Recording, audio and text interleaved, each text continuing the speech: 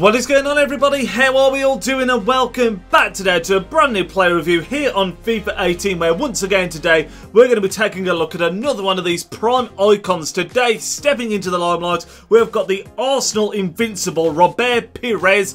An incredible looking card, 91 rated. If you do enjoy this review, as always guys, make sure to smash the thumbs up on this, and don't forget as well, if you have used Pires, if you haven't, let me know in the comment section down below, as well as what you thought of the review and the card in general if you have used him. But we're going to get cracking now on a card that, like I say, looks absolutely incredible. You can see the team that we used him in straight away on the screen now. The 4-3-3 setup, we've got him in playing in that left wing position, linking into Player of the Year Valerie, and also striker in form Wilfried Zaha up front. He actually did really well in this team, and as we click on his stats here, you can see the return was fantastic. 5 games, 6 goals and 4 assists. You're going to see no complaints to me about that. This is, of course, I should mention, the loan version of the card. You can pick him up. In fact, you might not even be able to pick him up anymore. He does expire very soon as this video is going out, so if you do want to try him, make sure to get in there as quickly as possible. If you did want to buy the card flat out, you can get him currently on the market for around 830k on Xbox, and if you wanted to complete the SBC, again on Xbox, it's going to cost you around the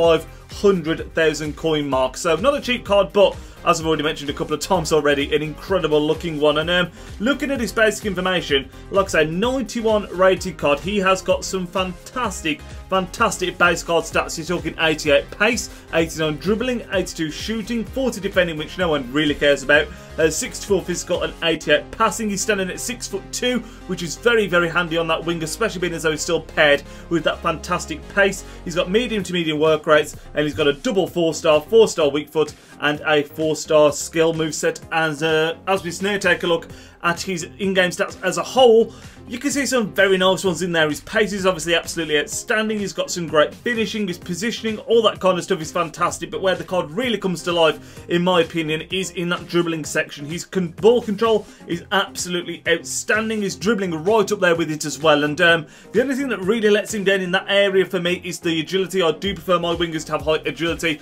And also another letdown for him, in my opinion, is that shot power. Long shot's not fantastic either. It's got to be stead. But we're going to be now start to roll the clips of Pires in action, and I've got to say, he was a card that I thoroughly enjoyed using. Despite the fact that his long shots aren't particularly high rated, I did actually have quite a bit of success with him from range, and when you're cutting in on that stronger right foot, he really is very deadly. I think to compare him to other cards, obviously I think when you're using an icon, you can tend to feel the fact that they're an icon really in that final third, where they really start to produce the goods, and that is exactly what Pires did. Whether it was assisting with a low ground pass, whether it was crossing, whether it was scoring, he always seemed to be lethal in that final third. I did think getting down to the byline, he was very good at that. He's got the skill moveset. Obviously he's very quick, very weavy, and you can see with that goal right there in the background, just managing to evade all kinds of challenges. We were slotting it in on his stronger right foot. Another criticism I would have with him, with Pires, which it's not his fault at all, not the card's fault, is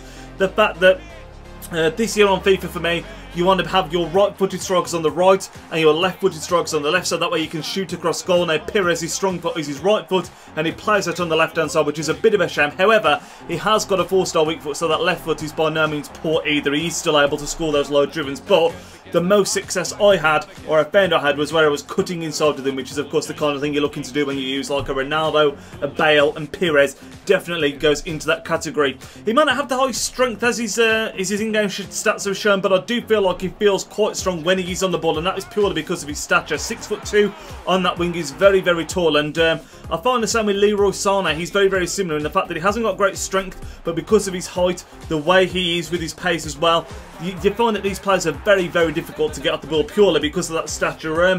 When you're talking more positives, that right foot I've already mentioned, cutting inside, was absolutely fantastic. When he found himself in a one-on-one position, his finishing was unreal. He had a couple of good long shots for me as well. One that he scored was absolutely sensational, and he was just a real handful for defenders. He felt so good on the ball. I mentioned earlier, I like my wingers to have high agility. When I saw Pires' was quite low, and when I say low, I think he's 80 or 81, I was a little bit concerned, but his ball control and his dribbling really do make up for that, and he doesn't feel slow or sluggish on the ball whatsoever. You're also seeing another benefit in the background there of him being so tall on that left-hand side. When you're whipping balls to that back stick, he often towers above the fullbacks and can win those headers, which is very handy as well. But we're going to be giving him an out of 10, Pires, a 9.1. He really is a fantastic card, and You can get him for 500k from the SBC, which I do not think is too bad whatsoever. Very, very comparable to Deco in that fact, where he's got such good card stats. There's a fantastic long shot that he scored there, and for 500k for an icon as well, not too shabby at all in my opinion. You're talking his finishing is fantastic,